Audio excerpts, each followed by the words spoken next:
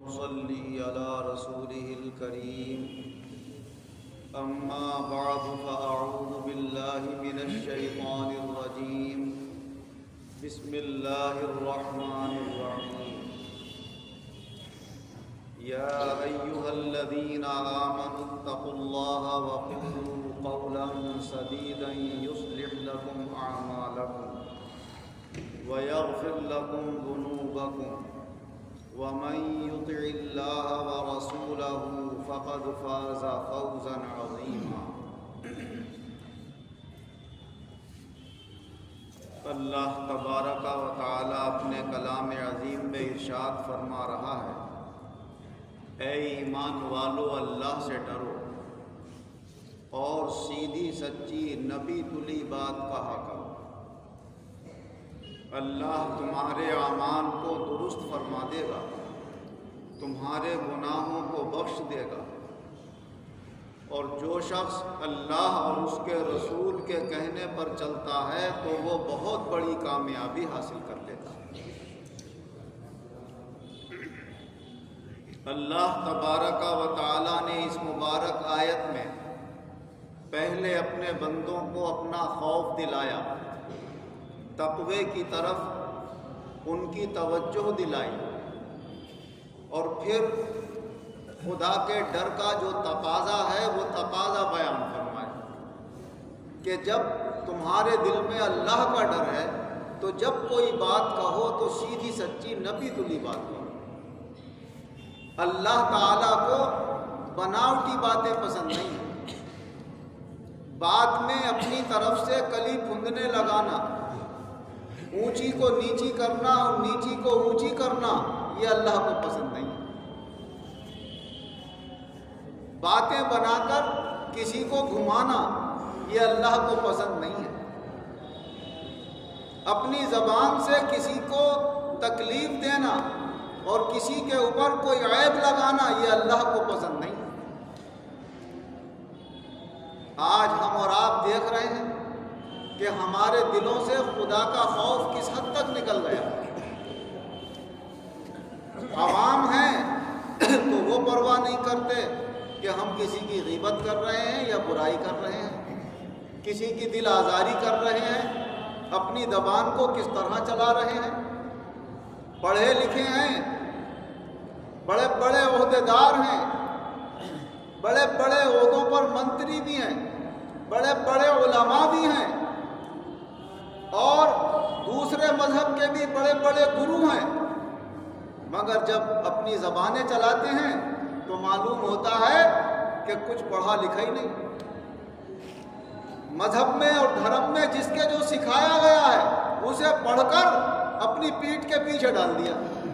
کتابوں کو طاق میں سجا دیا۔ وہ جو پڑھی تھی،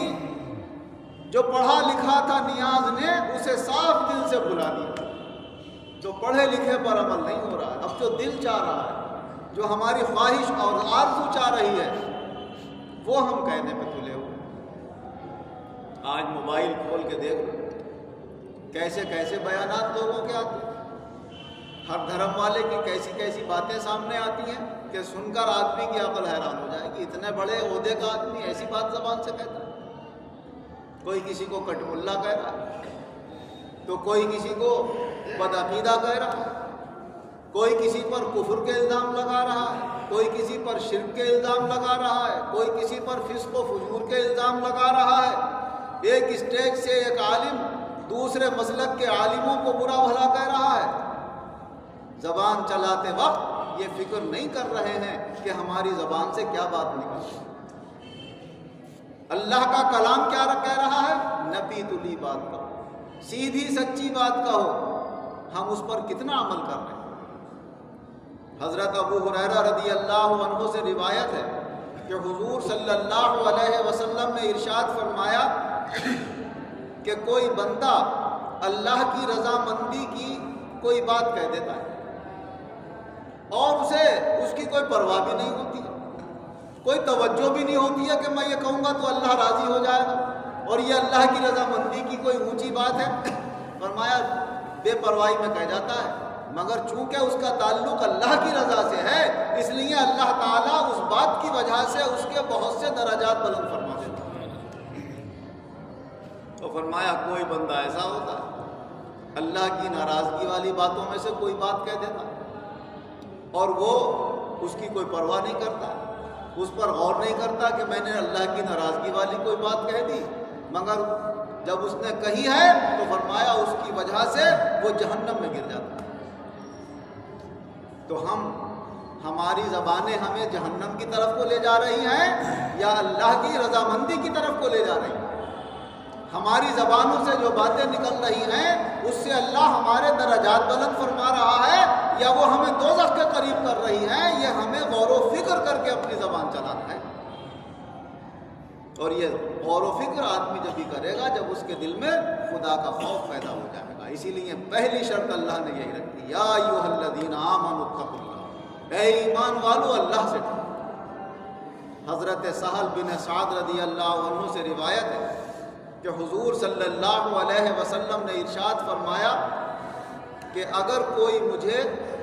دو چیزوں کی ضمانت دے دے، ایک وہ جو اس کے دونوں جابڑوں کے بیچ میں جسے زبان کہتے ہیں، اور ایک وہ جو اس کی دونوں ٹانگوں کے بیچ میں ہے جسے شرمگاہ کہتے ہیں، فرمایا وہ مجھے اس کی ذمہ داری دے دے کہ غلط استعمال نہیں کرے گا ان دونوں چیزوں کا، میں اسے جنت کی ضمانت دیتا ہوں کہ جنت میں دلواؤں گا ایسے آدمی۔ اور انسان کو گمراہی میں گناہ میں ان دو چیزوں کی خواہش ہی ڈالتی ہے زیادہ، یا تو زبان کی خواہش، دو طرح کی ہوتی ہے زبان کی خواہش، ایک باتیں کر کے مزے لینا اور ایک کھا پی کے مزے لینا۔ اگر ہم نے کھانے پینے میں حلال اور حرام کی پرواہ نہیں کری، ہم نے کہا ہمیں تو کہیں سے مال آ جائے جس سے عمدہ عمدہ کھانے کی چیزیں مل جائیں اور زبان کو چٹخارے مل جائیں، تو وہ بھی ہمارے لیے جہنم کا سامان بن جاتا۔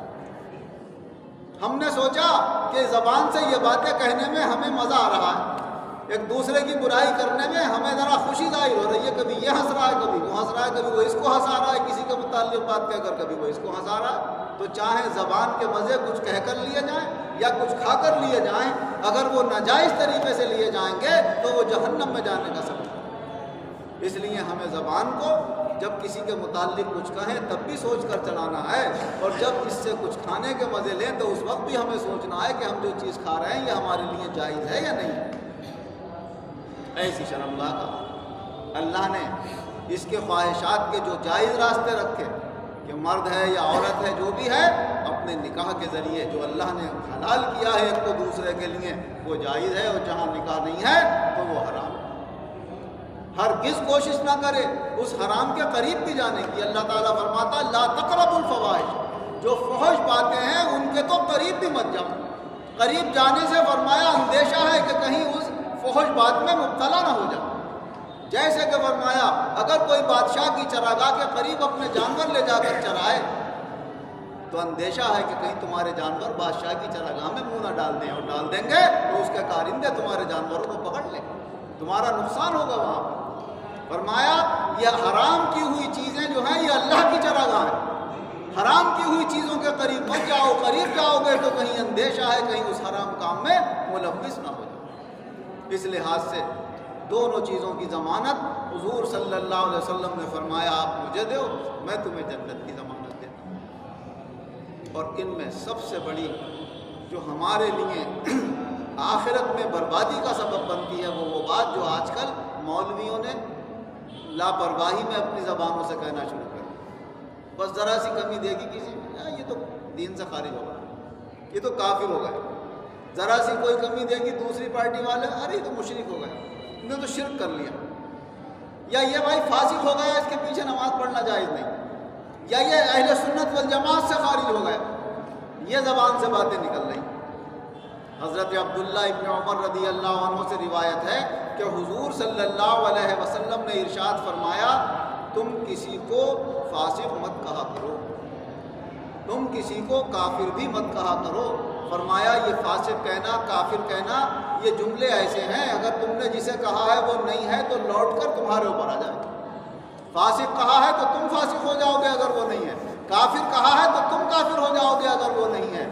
یا پھر علماء فرماتے ہیں یہ مطلب ہے اس کا کہ اس کہنے کا گناہ اور وبال تمہارے اوپر آ جائے۔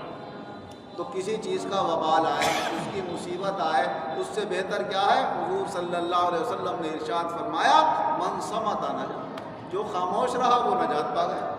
اگر آپ کی سمجھ میں کوئی آدمی آ رہا ہے ٹھیک ہے، نہیں سمجھ میں آ رہا ہے تو خاموش، اللہ جانے یہ جانے والے، ہم کو ٹھیکیدار تھوڑی ہیں۔ اور اگر ہم نے کہہ دیا تو پکڑ کا اندیشہ ہے، نہیں کہا تو ہمارے رسول صلی اللہ علیہ وسلم کا فرمان ہے کہ تم نہیں کہو گے اسے برا اپنی زبان سے تو نجات پا جاؤ گے، خاموش ہو جاؤ گے۔ ہاں کھلا کوئی بات سمجھ میں آ رہی ہے جس کو شریعت نے، قرآن کی آیتوں نے کھلا ہوا حرام قرار دے دیا، جیسے زنا ہے، چوری ہے، جھوٹ ہے، بتوں کی پوجا ہے، وہ کرتے ہوئے اگر آپ کسی کو دیکھ رہے ہیں تو کھلے ہوئے حرام کو تو آپ حرام کہیں گے۔ لیکن اپنے اپنے عقیدوں اور اپنے اپنے مسلکوں میں جو تم نے بنا لی ہیں چیزیں حلال اور حرام، جس میں کھلا شریعت کا کوئی حکم نہیں ہے، تو وہاں پر بہتر ہے کہ اپنی زبان کو خاموش رکھو۔ کیا معلوم تم نے جو سمجھا ہے وہ صحیح سمجھا ہے یا غلط سمجھا ہے؟ وہ تو اللہ کے یہاں سب کھل کے آ جائے گا جب حساب کتاب ہوگا کہ کس کو اللہ جنت میں بھیج رہا ہے، کس کو دوزخ میں بھیج رہا ہے۔ دنیا میں ہم کسی کے اوپر یہ کوئی ٹھیکہ نہیں لے سکتے کہ تو جہنم میں جائے گا اور تو جنت میں جائے گا۔ وہ تو جنت اور جہنم اللہ کا ہے، جس کو جو چاہے گا عطا فرمائے گا۔ ہمیں اپنے گناہوں سے توبہ کرتے رہنا چاہیے، جہنم سے اللہ کی پناہ مانگنا چاہیے اور اللہ کی رضامندی اور اس کی جنت کی طلب کرتے رہنا چاہیے۔ اللہ ہم سب مسلمانوں کو یہ توفیق عطا فرمائے۔ آمین وآخر دعوانا ان الحمد للہ رب العالمین والعاقبۃ للمتقین والصلاة والسلام علی خیر خلقہ محمد وآلہ واصحابہ اجمعین۔ اے اللہ رب العالم کے مسلمانوں پر خصوصی رحم کرم فرما، ہم سب کے گناہوں کو معاف فرما، آئندہ گناہوں سے بچنے کی توفیق عطا فرما، جو بیمار ہیں انہیں شفا عطا فرما، جو قرض دار ہیں انہیں اپنے قرضوں سے نجات عطا فرما، جو بے روزگار ہیں انہیں اچھے روزگار عطا فرما، جو برسر روزگار ہیں ان کے روزگاروں میں خیر و برکت اور ترقیاں عطا فرما، خاص طور سے ہمارے ایمانوں کو مضبوط فرما، پھسلنے سے ہم سب کی حفاظت فرما، مضبوطی سے ایمانی باتوں پر جمے رہنے کی توفیق عطا فرما، اپنے دربار سے، اپنی قدرت کاملہ، اپنے فضل و کرم سے ہماری تمام جائز مرادیں پوری فرما، ہر طرح کی الجھن پریشانی سے، ہر طرح کے گناہ اور خرابی سے ہم سب کی حفاظت فرما، ایمان و عزت کے ساتھ ہم سب کو زندہ رکھ، ایمان و عزت کے ساتھ بآسانی ہم سب کا خاتمہ فرما، ایمان و عزت کے ساتھ آخرت میں اپنے مقبول بندوں کے ساتھ ہمارا حشر فرما۔